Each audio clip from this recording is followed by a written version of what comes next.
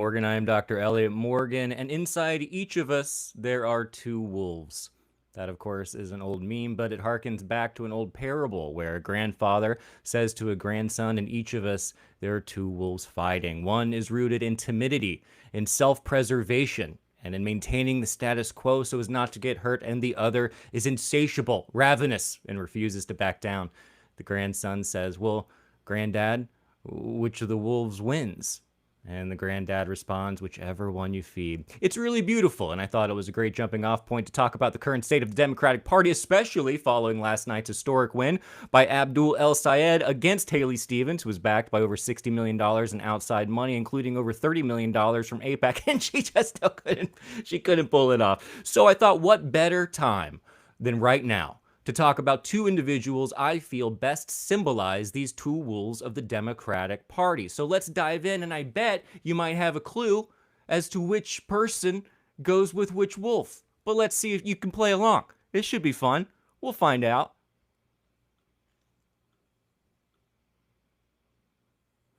There he is. Look at him.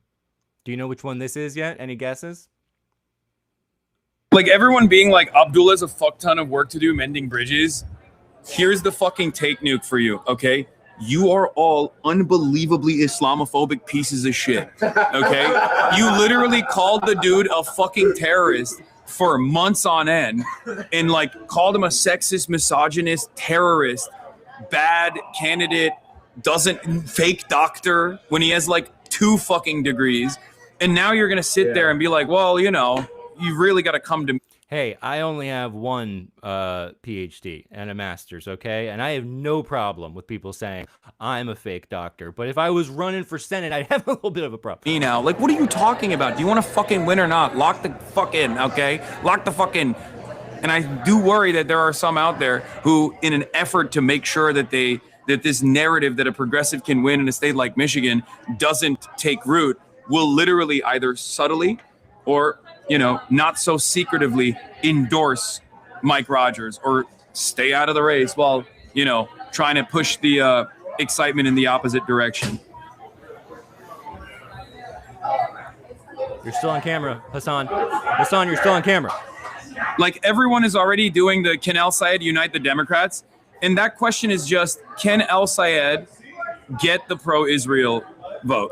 Can El-Sayed win over, not even the vote necessarily, but like, can El-Sayed get the people and the groups and the NGOs and the consultants that have worked extensively for pro-Israel candidates to shut the fuck up about El-Sayed being a terrorist for a long enough timeline so that, you know, we can consolidate the base and defeat the fucking Republican?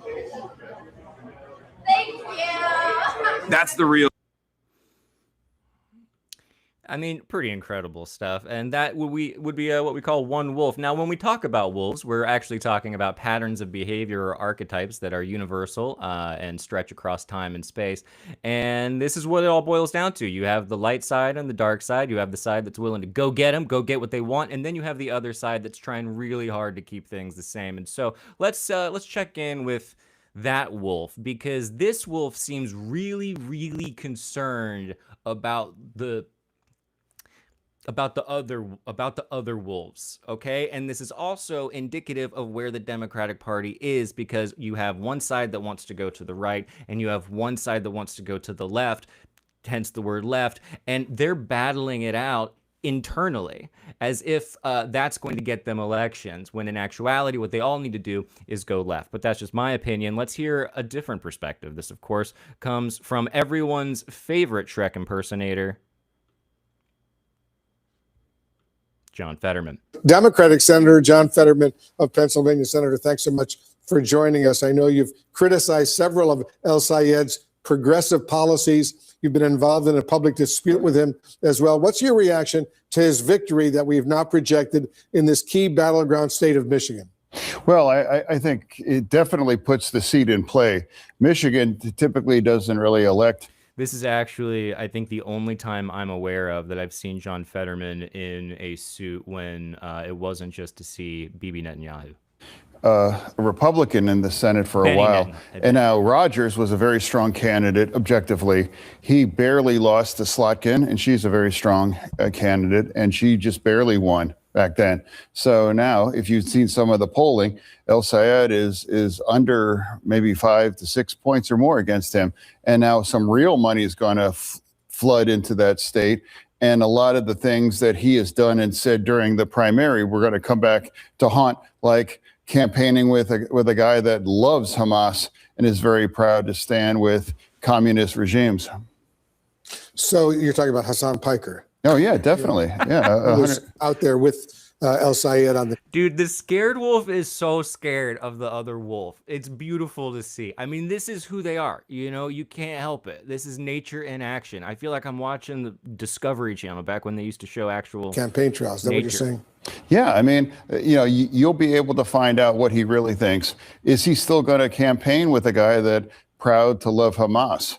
We'll see. Are you going to campaign with a guy that openly loved Mao and even dresses like him too for events? So overall, you're going to find out he was he had a very arrogant campaign, and now today he just discovered that less than a majority of your state's only Democrats didn't even want you and vote for you. You came in around 48%. So, you know, you have a real situation as John Fetterman was waiting with bated breath last night, watching El Sayed's number go from 50 to 49, because I don't think he's a mathematician by profession. And so I think that in his mind was like, okay, we got him, guys. Democrats. Now that puts that seat in play.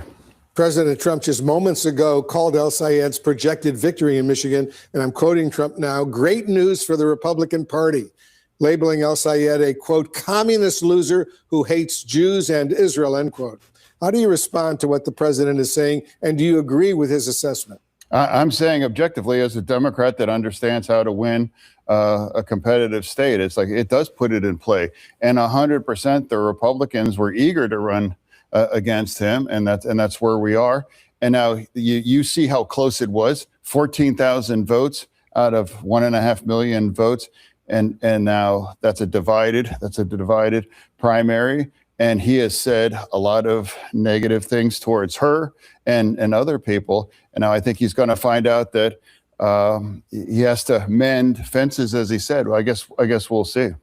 Considering El Sayed's win in Michigan, and we've now projected he is the winner in the Michigan primary, are you willing to consider that perhaps you are the Democrat missing what voters want from their candidates? I mean, so for me, what if this can't? Low energy. Pick it up a little bit, John. Okay, you're not going to win against the other wolf with this kind of attitude. I have a great relationship with vast majority of Democrats. We have really great candidates. No, you do not. Across the map. In Ohio, Georgia, in Texas, you know, we have great ones. But, you know, I have a real problem with people that are proud to campaign people that loved Hamas or that they love communist kinds of regime and under those kinds of policies overall. And that's why I'm saying objectively as a Democrat in the Senate saying, you know, that puts that seat in danger.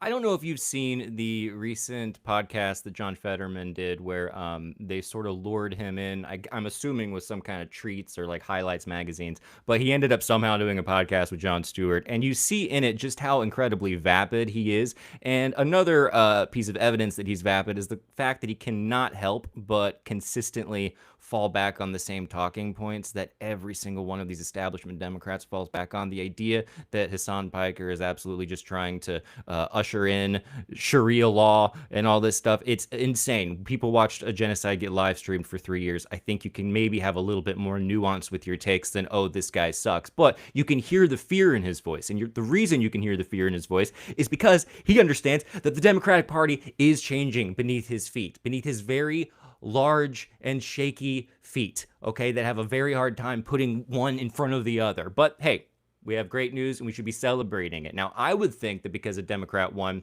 and the people made their voice clear, that Democrats like John Fetterman would actually rally behind that candidate, Abdul El-Sayed. But of course, he's not going to do that, because what's going on is the two wolves. And the two wolves that have been being fed in the Democratic Party, one of them has been being starved, and it has not had its appetite filled. And that is the one that is represented by the progressive wing of the Democratic Party. And then the other side has been fed constantly by outside money, and it's not working anymore. The nutrients aren't getting into them. They're still starving, despite the fact that they're drowning in money. It's actually kind of beautiful to see, and it's a wonderful metaphor for all of us. Now, I think all of us have contradictions within us, and all of us have things that we cannot resolve consciously, even with our own egoic will. There are certain things that just have to play themselves out, and that's what's happening right now. Unfortunately, they don't want to see it play out. What they want to do is go ahead and call it now and go, actually, no, he's not going to win. Even though he won here, he didn't win by enough. It's really quite horrible. So Hassan Piker, as I like to call him,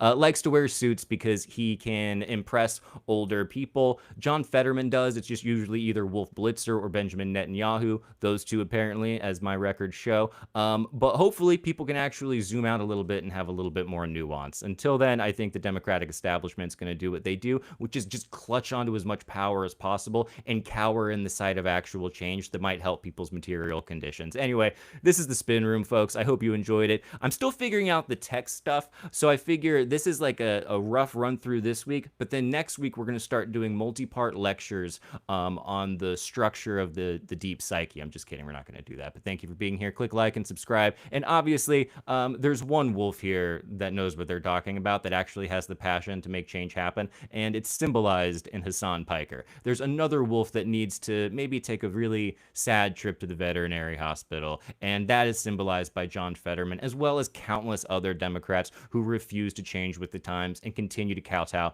to the Republican Party. Anyway, I'm Dr. Elliott Morgan, folks, and I will see you next time.